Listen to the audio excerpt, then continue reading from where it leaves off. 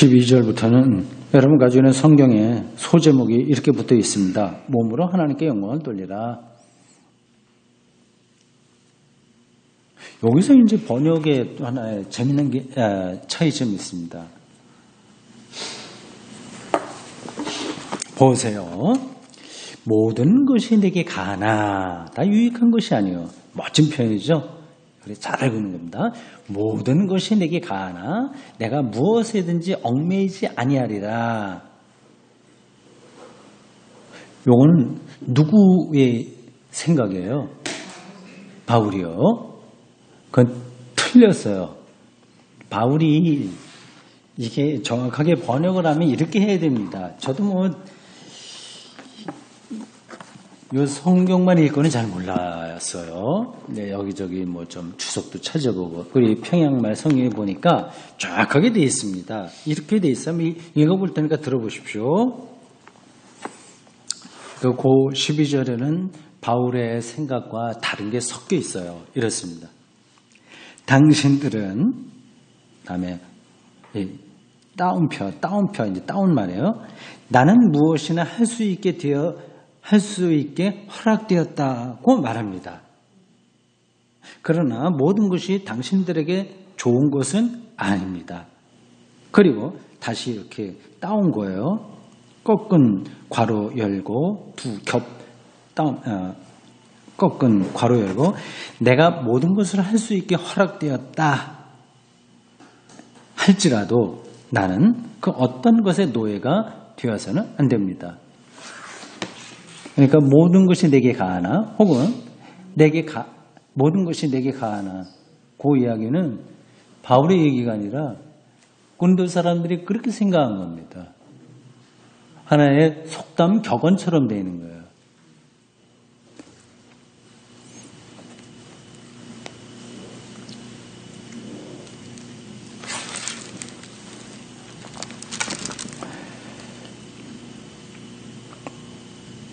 얽매이지 아니하리라. 12절 후반절에 있는 것은 어떤 거든지 나는 할 수 있다. 이건 이제 그 당시 영지주의 기독교인들에게 있었던 생각입니다. 영지주의요. 노스티시즘이라고 하는데 이게 이제 초기 기독교의 큰 세력을 형성했습니다.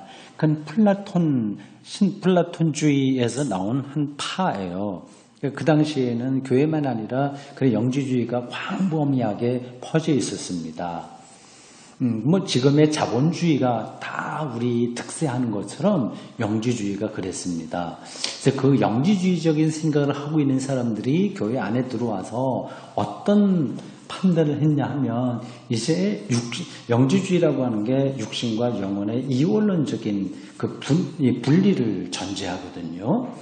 그러니까 우리의 영혼이 예수 그리스도를 통해서 구원받았으니 우리 육체는 어떻게 해도 괜찮다. 아무 상관없다 하는 거죠. 그래서 두 가지 극단으로 빠졌습니다. 하나는 이 육체는 의미가 없으니 아주 철저하게 금욕적으로 살아야 된다. 그리고 또 하나는 이 육체는 별로 중요한 게 아니니 방탕하게 살아도 된다. 아무 상관없다. 그냥 극단입니다.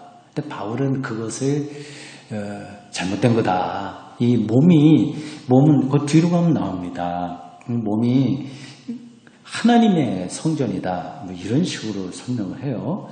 그러니까 이 기독교 신앙이 그냥 계시를 받아서 기도하다가 갑자기 이렇게 어떤 신학자나 성서 기자들에 의해서 만들어진 게 아니라 그 당시 교회 상황 속에서 나온 겁니다. 그렇게 여러분들 생각하시면 되겠고요. 13절은 표현이 좀 복잡합니다. 보십시오. 음식은 배를 위해서 있고 배는 음식을 위하여 있다. 네, 음식과 배. 이런 것도 13절에 나와 있는 그것도 인용한 겁니다. 바울의 말이 아니라 여기 평양 성경 다시 읽어보겠습니다.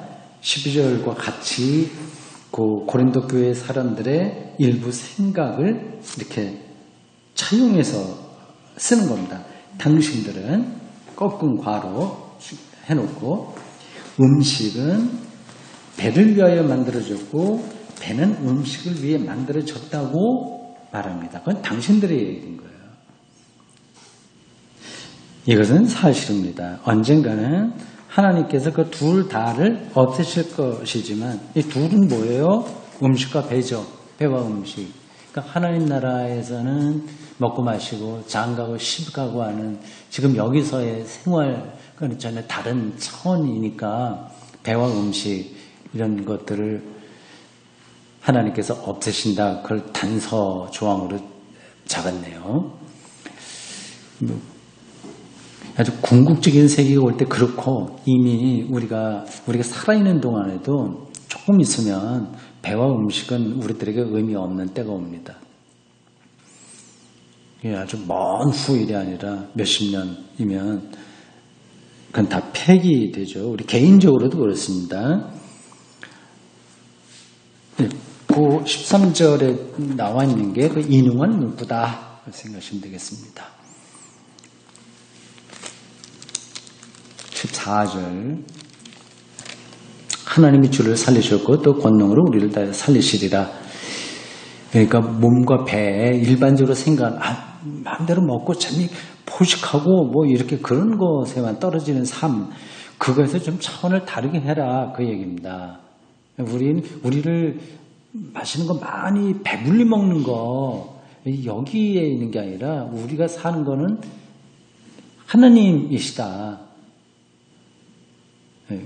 15절 너희 몸이라고 하는 게 이 바울에게서는 굉장히 중요한 개념입니다. 헬라어로 몸을 가리키는 단어가 두 가지 있습니다. 하나는 사르크스이고 다른 하나는 소마입니다. 두 가지. 하나는 사르크스는 육체라고 번역할 때도 있고요.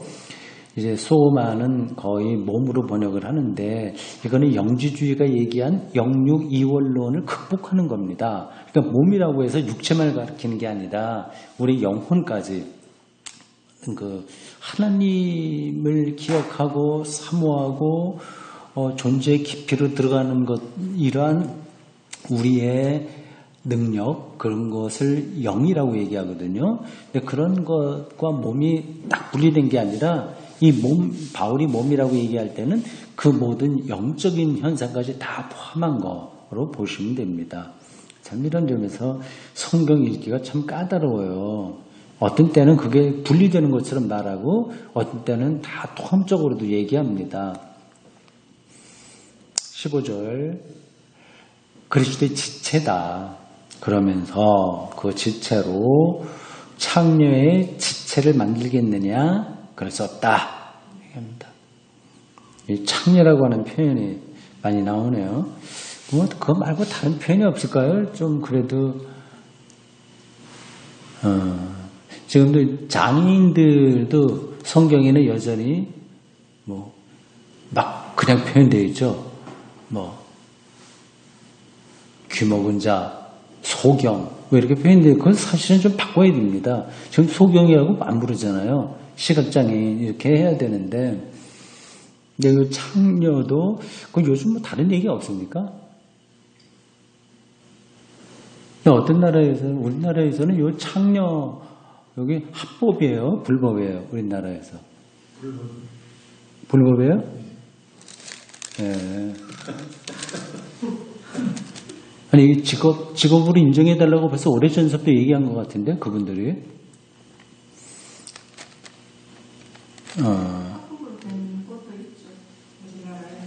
어디요? 모르겠는데 이제 성매매하는 이런 것들은 있지만 그런 사람들은 보건국에서 이렇게 그 여자들을 관리하면서 그렇게 하는 합법적인 테두리 안에서 창녀 생활을 하는 분들이 있다, 그죠? 네, 있다고 하네요. 그게 아니지 싶은데 어쩔 수 없이 현실이니까 현실이 그러하기 때문에 국가에서 성병관리 차원에서 그거 하는 거는 몰라도 그거를 창녀를 직업으로 합법적으로 인정하기 때문에 하는 거야. 제가 어떤 뉴스를 봤나? 주간지에서 봤나? 이 집성촌이라고 하나? 그런 데 있지 않습니까? 집창촌? 집창촌. 예. 그럼 거기를 이제 가면, 골목이나 어디 가게 되면 유리가 이렇게 있고 유리 안에 여자분들이 있어서 누구 선택하고 그런 거 있잖아요, 지금. 그게 불법이라고 하면 그건 안 되는 거 아니겠습니까? 법적으로 영업을 하는 거예요. 그럴 것 같아요, 제가 보기에도.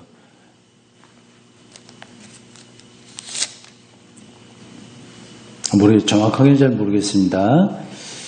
그러니까 이게 불법적으로 하는 거는 잘못이고 합법 안에서 이런 일들이 우리나라에 있을 겁니다. 가능할 겁니다. 외국에는 뭐 진작부터 이런 분들이 자기들의 직업권, 선택권 그거를 요구했고 뭐 이미 다 그거는 허락됐을 거예요. 근데 이거는 아무리 없애려고 해도 없앨 수가 없습니다. 옛날부터 있었던 제도라서 그렇습니다. 2000년 전부터도 창녀 집이 이렇게 합법적으로 있던데요. 폼페이 가니까. 그러겠죠. 로마 시대 때 당연히 그러겠죠.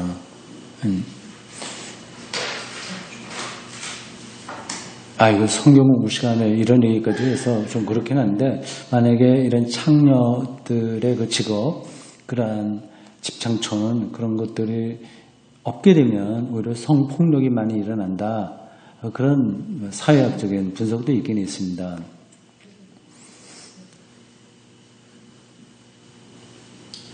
목사님, 그럼 여기 바울은 그 소크라테스의 이론론에서 영향을 받은 거예요? 영혼과 몸이 하나가 일체하는 걸 이렇게 했을 때 플라톤 이론론과 대비해서 피타고라스 영향을 받았는지 뭐 소크라테스는 이제 아리스토텔레스 영향 받았는지 그건 모르고 그보다도 이제 플라톤의 이원론은 아니다. 그러니까 그 철학자 중에서 어떤 사람의 영향을 받았는지 그거는 잘 모르겠습니다. 근데 그 철학자들보다 바울이 영향을 받은 건 유대교죠. 유대교 전통. 구약 성경이죠. 그 사람 철저하게 바리새인이고 랍비고 그러니까 가말리엘 문화생이라고 하는 거는 유대의 최고 석학 밑에서 공부한 사람입니다. 그러니까 구약도 이걸로는 들어올 수가 없죠.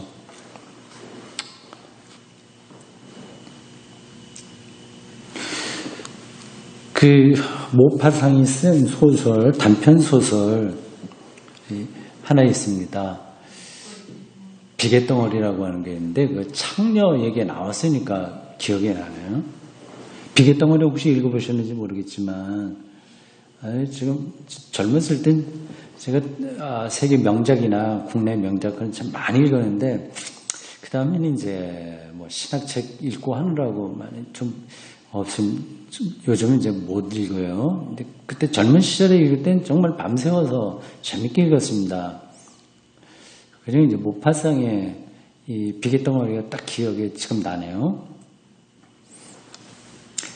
프랑스하고 독일하고 전쟁이 벌어질 때인데 이제 독일군이 이제 프랑스의 어느 도시를 이제 하게 이제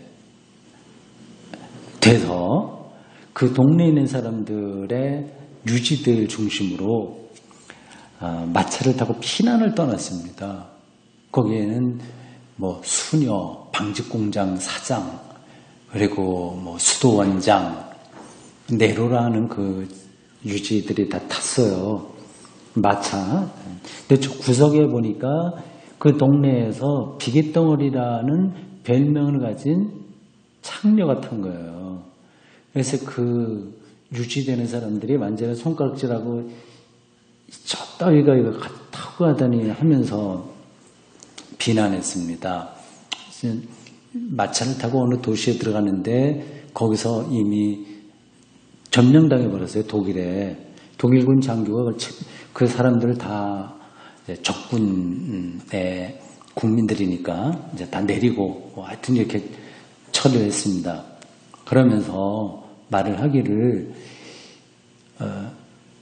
오늘 밤에 나에게 한 여자를 밤에 들여보내주어야 너희들 내일 아침에 무사히 여기 빠져나가게 해주겠다. 그런 거래가 아주 흥정이 됐습니다. 누가 가겠어요?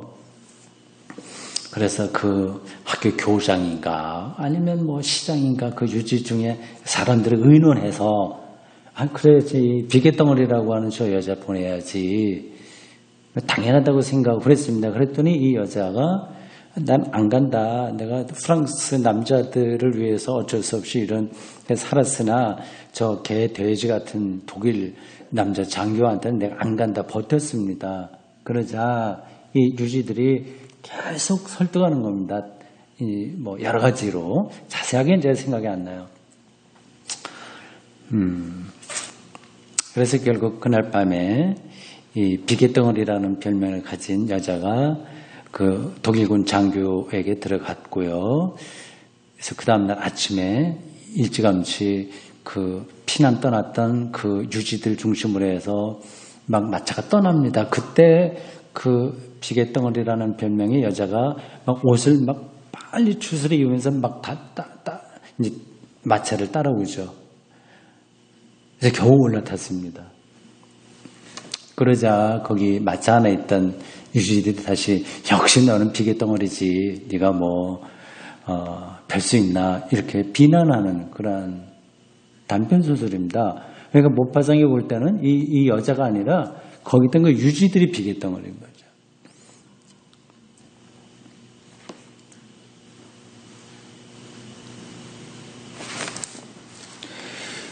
자, 오늘 이 이야기가 그렇게 정리되고 있습니다. 우리의 몸은 그리스도를 통해서 그리스도의 지체다. 그러니 창녀의 지체를 만들면 되냐. 그러니까 아마 이게 창녀에게 가는 일들이 아주 일상화됐던 것 같습니다. 그 당시에는.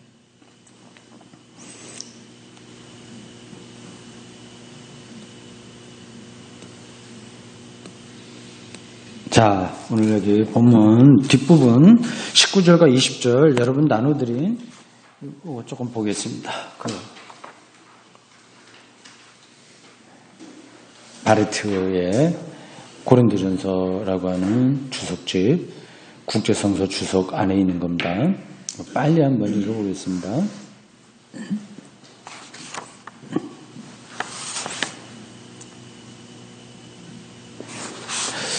바울은 더 나가서 보다 정확하고 강력한 말로 기술하고 있는데 그것은 그가 이미 몸의 운명이 부분적으로 또는 예비적인 방식으로 이루어진 그리스도교인들에게 편지를 쓰고 있는 것이기 때문이다.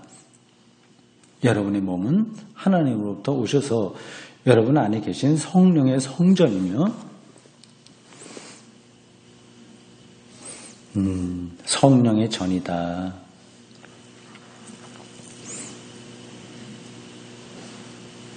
그냥은 이게 들어오지 않습니다. 이게 성령의 전이라고 하는 게. 여러분 자신의 것이 아니라는 것을 알지 못합니까? 3장 16, 17절의 말도 이와 비슷하겠지만 좀 차이겠다. 3장 16, 17절에서 바울은 성령에 거하는 것으로 공동체를 생각한 반면에 여기서는 보다 헬레니즘적인 방향 구절에 일치해서 개인에 대해서 말하고 있다. 3장에서는 교회 공동체를 성전이라고 얘기했고 여기서는 개인에게 했다고 합니다. 비유를 사용하는 두 가지 방식 사이에 모순은 없다. 둘 다 옳다. 둘 뭐예요?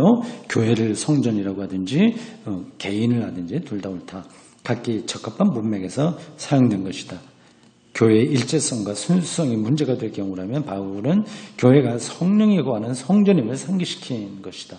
개인의 도덕적 삶의 통일성과 순수성이 위협을 받을 경우 그런 성령이 각 그리스도교인 속에 내재하는 것이므로 성령의 전을 더럽혀서는 안 된다는 것을 상기시킬 것이다. 스토아 도덕가들은 스토아 철학을 하는 사람들이죠.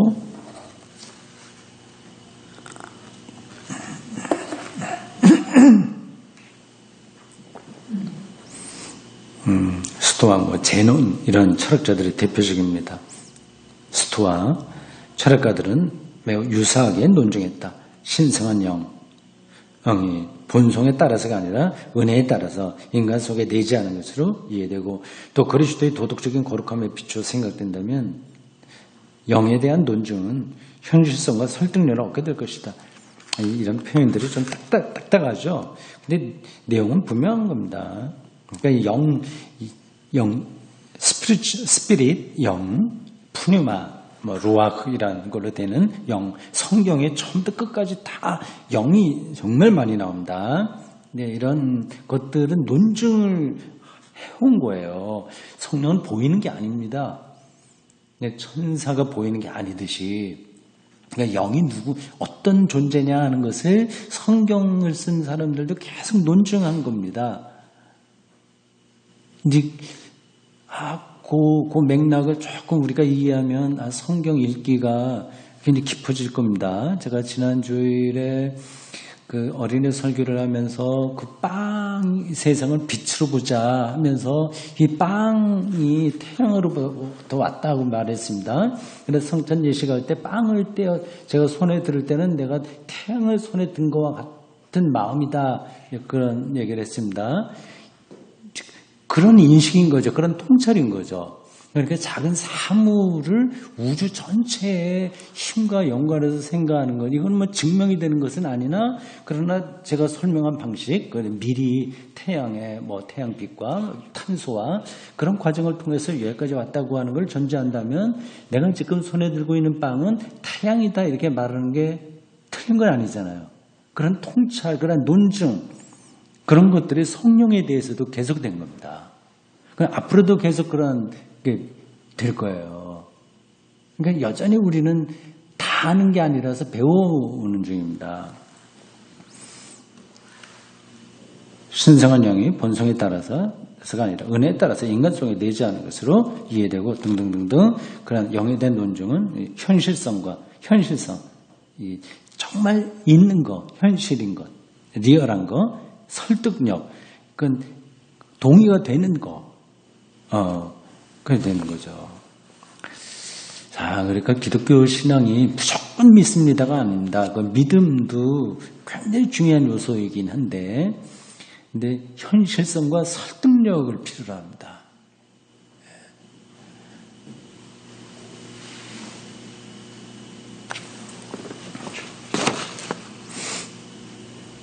자, 20절로 넘어가겠습니다. 여러분은 여러분 자신의 것이 아닙니다. 자, 이런 인식이 있다면 참 대단한 거죠.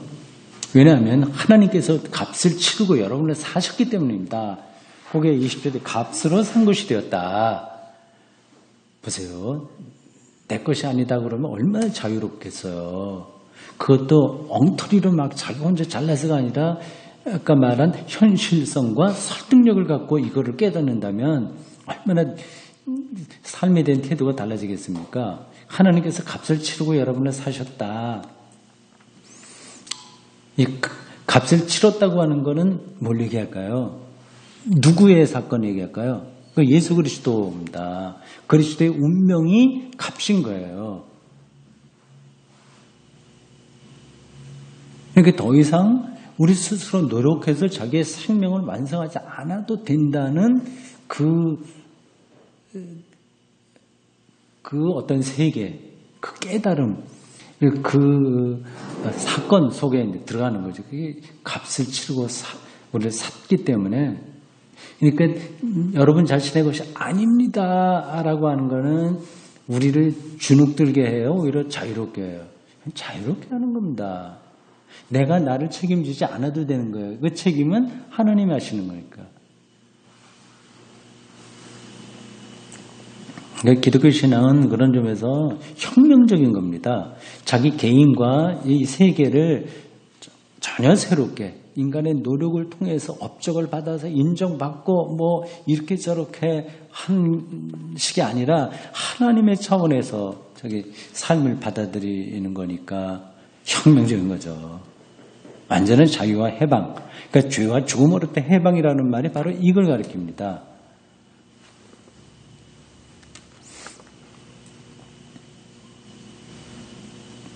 그 중간으로 내려오십시오. 중간 패러그래프로요. 문맥에 따라서 여기서 바울은 값비싼 대가를 치름으로 얻게 된 자유에 강조점을 두지 않고 이미 구원받은 자들은 하나님께 봉사하기 위해서 자유로운 것이라는 사실에 강조점을 두고 있다. 하나님께서 값을 치르고 여러분을 사셨습니다. 예수 그리스도라는 값을 치르고. 그래서 신약성경 어느 부분에서는 하나님께서 외아들을 우리에게 보내셔서 십자가를 지게 하셨다. 그렇게 표현하는 겁니다. 그러므로 여러분의 몸으로 하나님을 영화롭게 하시오. 그것은 부정적 의미, 즉 여러분의 몸을 음행을 위하여 사용해서는 안 됩니다를 함축하고 있긴 하지만 이 말 자체는 긍정적인 의미를 갖고 있다. 긍정적인 것. 큰 긍정. 그리스도인들은 무엇을 하든지 간에 하나님의 영광을 위해서 해야 된다. 하나님의 영광. 이 칼빈 신앙과 신학의 가장 큰 주제입니다. 하나님의 영광. 글로리아 데이, 데우스 데이. 여러분의 몸으로를 덧붙인 것은 몸으로 하나님께 영광을 돌리라고 할 때 그 얘기예요. 바울의 특징이다. 몸은 단순히 이런 육체를 얘기하는 게 아니라 영혼까지 다 담긴 그 총체적 인격을 가리킵니다. 그렇게 하면 되겠네요. 바울에게서의 몸이 가리키고 있는 것은 우리의 인격, 그 사람의 고유한 인격, 퍼스널리티입니다. 이런 진술이 세네카에게서 유래했을 거라고 생각할 수 없다. 로마 시대 철학자 세네카에 의하면 혼과 영으로는 신들을 영화롭게 할 수 있었으나 혼과 영, 언제나 영의 순수성을 위협하는 하찮은 몸으로는 그렇게 할 수 없다. 그러니까 몸이 그 세네카나 이런 사람들에게는 좀 분리되는 거죠. 그러나 바울에 의하면 몸의 지체들이 활동하는 구체적인 상황들 속에서 일상을 포함한 모든 우리의 몸으로 실제 사는 삶, 모든 것들 속에서 하나님은 섬김을 받는다. 후세대의 그리스도인들이 이 진리를 포착하지 못했다는 사실이 다양한 독법에 반영되어 있다. 이게 무슨 말이에요? 아마 고린도 교회 신대들이 이 바울의 말을 알아듣지 못해갖고 그냥 그 당시 고린도의 풍습대로 그렇게 영지주의적인 관점에 따라서 살았던 것 같습니다.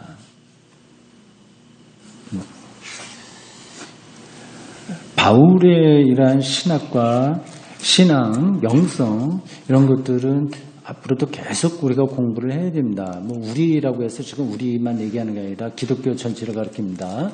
아직 다 드러나지가 않았습니다. 정말 그가 고린도서를 통해서 말하려고 했던 것이 뭐냐는 것을 연구해야 되죠. 지금 신학자들도 계속 연구하고 있습니다.